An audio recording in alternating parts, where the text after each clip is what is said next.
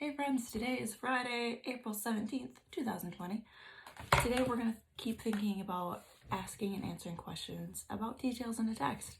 So what I want you to do is, as you listen to today's story, I just want you to think about what questions you would ask. So again, what questions would you ask before the story really gets started, just based on looking at the cover? What questions do you have as the story really gets started in the middle? What questions do you have as the story is done? So just think about what questions you would have. You don't have to write them down, but you can if you want to, if that helps you. For writing, what I would like you to do is pick one of those prompts or those writing ideas that came probably in the first big envelope that we had sent to you. It's a big packet full of just writing ideas. Pick one of those to write about. And as you write, I want you to remember what makes a Laker strong sentence. So remember to write neatly so somebody can read your writing. Capitalize the beginning of a sentence and capitalize the word I when you're talking about yourself as well as people's names.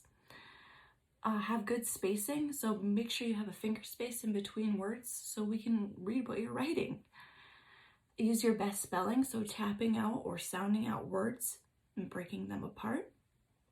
Making sure your sentences make sense, so you might have to reread what you wrote so you make sure that you finished your thought. Using correct punctuation, so you have a period at the end of your sentences, an exclamation mark when you're excited about something, or a question mark when you ask questions as you write. So, did you know? You have a question mark after that. For math, you can pick another 3D shapes worksheet to do. And I would just want to go over some of the vocabulary again. So an edge is where two faces meet. A vertex is basically just a corner, and a face is a flat surface. So just remember those things as you are working.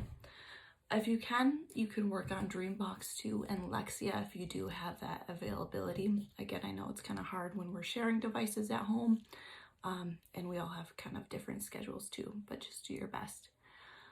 For long A practice, make sure you look at those words too. In the past, we have looked at these words, so they should be reviewed, but it's been a long time. So what I would tell you guys, like for the word play, we hear a P, L, A. We don't hear that Y. So what I would tell you guys is to remember your spelling options.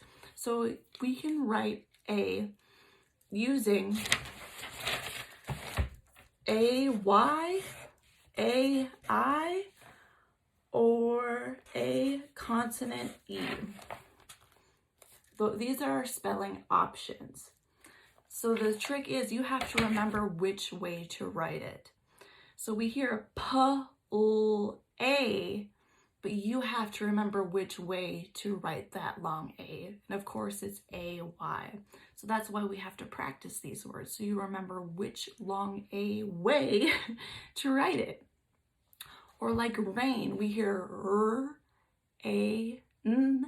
We hear that long A in the middle, but which way is it? It would be A-I. So that's why we have to practice these. We know our ways, or we're learning our ways to write these long A's, but we have to remember which way it is.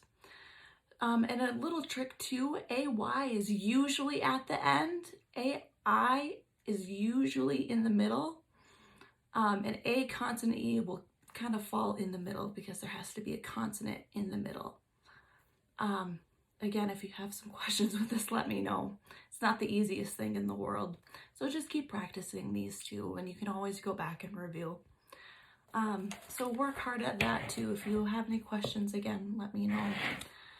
And there is an art link in this slide too from Mrs. Barker.